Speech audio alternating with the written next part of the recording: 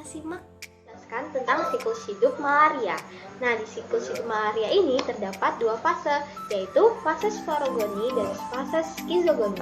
Di fase sporogoni itu fase yang terjadi di dalam tubuh nyamuk, sedangkan fase skizogoni yaitu fase yang terjadi di dalam tubuh manusia. Mula-mula nyamuk Anopheles betina menghisap darah manusia. Nyamuk Anopheles betina yang terinfeksi sporozoid menghisap darah manusia, sehingga sporozoid di dalam tubuh nyamuk berpindah ke dalam tubuh manusia, yaitu di dalam aliran darah. Melalui aliran darah, sporozoid masuk ke dalam sel hati yang normal. Nah, di dalam sel hati yang normal tersebut, sporozoid melakukan reproduksi aseksual, yaitu dengan cara pembelahan biner. Nah, yang menghasilkan merozoid. Nah, merozoid ini menyebabkan sel hati terinfeksi dan menyebabkan sel hati itu rusak. Selanjutnya, merozoid menggunakan kompleks apex ujung sel untuk menembus sel darah merah.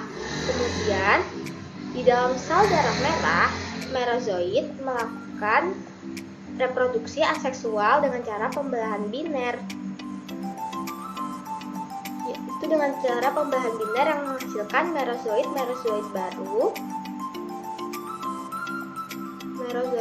baru yang kita sebut trofozoid. Ini akan keluar setelah memecah sel darah merah, dan demikian trofozoid akan menyerang dan menginfeksi sel darah merah lainnya, sehingga sel darah merah akan rusak dan pecah. Nah, pecahnya sel darah merah ini akan mengakibatkan penderita mengalami demam dan menggigil secara periodik. Selain merusak sel darah merah, sebagian trofozoid juga berkembang dan tumbuh menjadi gametosit. Nah, gametosit ini ada yang jantan dan ada yang betina. Gametosit jantan ini disebut mikrogametosit, sedangkan gametosit yang betina disebut makrogametosit. Selanjutnya, jika ada nyamuk Anopheles betina lainnya yang menggigit manusia dan menghisap darahnya, maka makrogametosit maupun mikrogametosit akan berpindah ke dalam saluran pencernaan nyamuk. Di dalam saluran pencernaan nyamuk, makrogametosit akan tumbuh menjadi makrogamet, sedangkan mikrogametosit akan bertumbuh menjadi mikrogamet.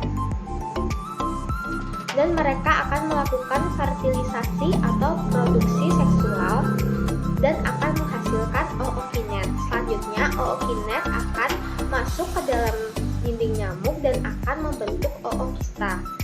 Nah, di ookista ini, ookista mempunyai dinding yang tebal dan akan terus membesar hingga akhirnya pecah.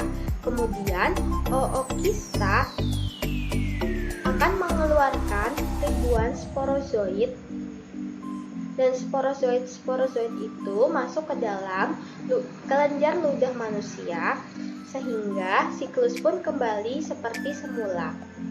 Sekian dari saya. Wassalamualaikum warahmatullahi wabarakatuh.